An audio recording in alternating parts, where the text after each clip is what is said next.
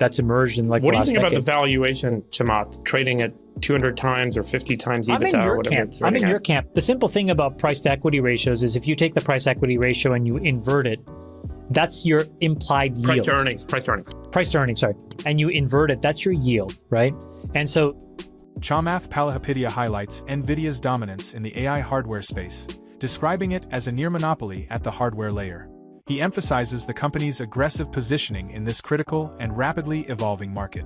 However, he points out the challenge Nvidia faces with its high valuation, which implies a low yield compared to alternatives like bond. For Nvidia to sustain its growth, competitors such as AMD, Google, Microsoft, and others must introduce significant advancements to prevent Nvidia from completely running away with the market. Palihapitiya anticipates substantial announcements from major players in the coming quarters to challenge Nvidia's dominance. He also underscores the urgent need for competitors like AMD to act decisively, whether through innovation or acquisitions, to compete effectively in the AI chip space. Despite Nvidia's impressive performance and momentum, he acknowledges the risks tied to its high expectations and the difficulty of sustaining such extraordinary growth levels over time. And so it's very important to understand that there's no extensibility here. So like if Nvidia continues to drive this quickly and continues to execute like this, it's a one and done, one company monopoly in AI at the hardware layer. And I think that people are probably thinking about how to blunt that competitive outcome.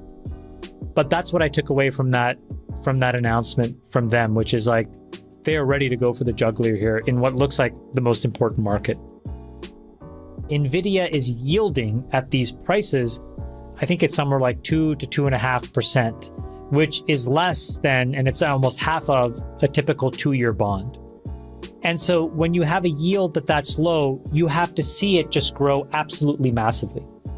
But there's this principle in capitalism, which is in order to grow like that, you're generating so much profit that competitors look at it and say, hold on, you don't deserve that much profit. I'm going to take some of that.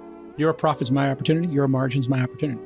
I think that your margin is my opportunity is exactly what happens. So I think what I'm waiting for, Friedberg, is like in the next 2 quarters, if AMD, Facebook, Google, Intel, Microsoft, and Amazon don't announce something substantive, there's a very good chance that Nvidia runs away with this.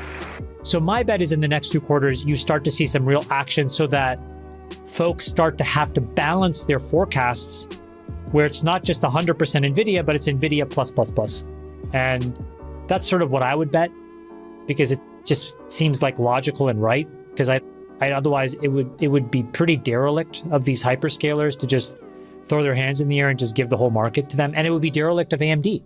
The other thing that's happening is, and AMD is a great memory solution, but they really don't have a deterministic AI chip. And I think that Lisa Su needs to act decisively here and build something, announce something, buy something, but she needs to be really aggressive here.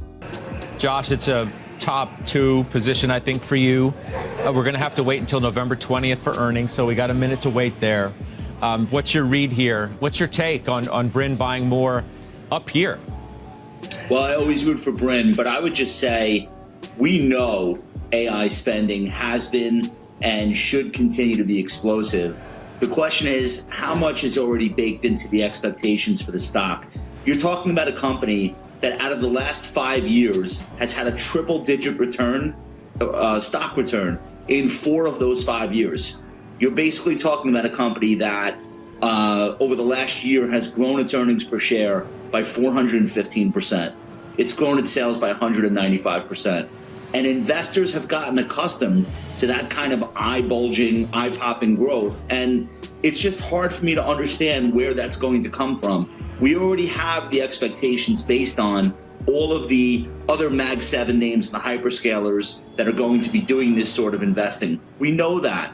We also know that there has been a global push for companies to experiment with AI, incorporate AI, et cetera. So who's left? Is Jupiter and Mars going to start contributing here to the forward guidance? So that's the risk. I don't necessarily think that it has to be feast or famine. There's a universe in which Nvidia reports great numbers the stock doesn't rally, but doesn't get killed either. It's just a massive company with already embedded huge expectations, and the gains of the past are unlikely to be repeated from here.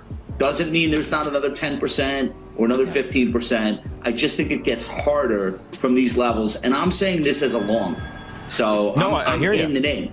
That's what. No, you're big in the name. That's why I went to you next. Weiss, you're in the name. Yep. Is there more near-term risk in this name now, given the run that it's had, as I said, the timing of Bryn buying it here?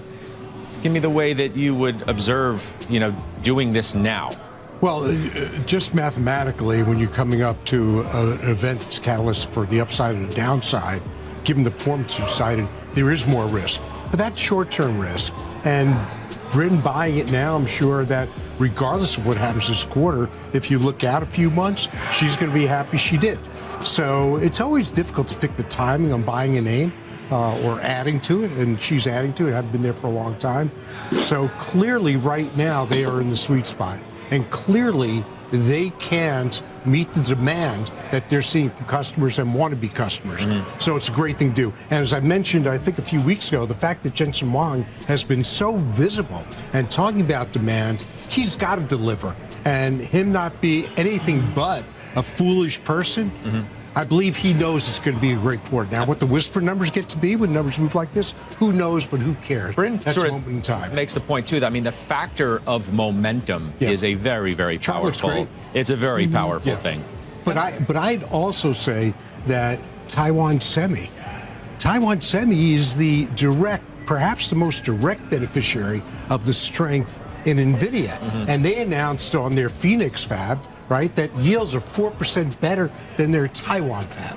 So that is powerful. That stock's had a good move, but I still think it's going to have a great move. Over a 4-year time period, if you look out for 23 to 26 forward earnings, they'll have doubled revenues, right? They'll have doubled earnings. That's tremendous performance. Not quite Nvidia-like, but I also think it's much more sustainable.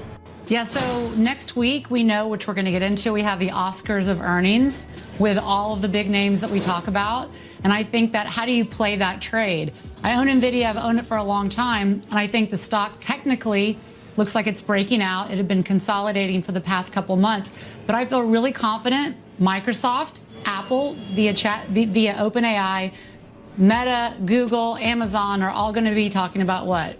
Their AI initiatives. And so I think next week we'll have some winners and losers, some disappointments, but I think all roads once again lead to Nvidia, and you're going to continue to see huge CapEx spends from these companies as they're all individually looking to monetize their own endeavors into AI. And I still think Nvidia is in pole position to benefit from all of that CapEx spend. So I took the opportunity to add to it yesterday. Yeah, it's in the midst of pretty good momentum. It's up 18% month to date. It's been up 28% in some 3 months. As I said, it's barely off of its record high. The others have a little bit more to go. So unafraid, I find, Bryn, to even after that kind of momentum to buy it here rather than wait for a pullback, which hasn't been out of the question for this stock over a period of time. Yeah, well, I've actually, the way I've been playing the stock is, I have sold calls against it. So when the stock sold down, I closed those call positions. So just owning the stock. And so I'm like taking advantage of the volatility. And I think that's a good thing to do with a lot of these names like an Nvidia or a Tesla. But I just still see when I'm looking at Apple or Microsoft's, earnings and revenue growth really aren't that strong. Is part of that because of all of the CapEx, especially Microsoft is going to be doing. And I just think Nvidia is going to be the recipient. We won't get their numbers till the end of the month. And so I just think it's a good opportunity where next week is going to be a buy Nvidia. And I think that's going to be a consistent story from all of these companies who are spending billions of dollars on Blackwell, on H100s, H200s. Chamath Palihapitiya highlights Nvidia's dominance in the AI hardware space, describing it as a near monopoly at the hardware layer. He emphasizes the company's aggressive positioning in this critical and rapidly evolving market. However, he points out the challenge Nvidia faces with its high valuation, which implies a low yield compared to alternatives like bond. For Nvidia to sustain its growth, competitors such as AMD, Google, Microsoft, and others must introduce significant advancements to prevent Nvidia from completely running away with the market. Palihapitiya anticipates substantial announcements from major players in the coming quarters to challenge Nvidia's dominance. He also underscores the urgent need for competitors like AMD to act decisively, whether through innovation or acquisitions, to compete effectively in the AI chip space. Despite Nvidia's impressive performance and momentum, he acknowledges the risks tied to its high expectations and the difficulty of sustaining such extraordinary growth levels over time.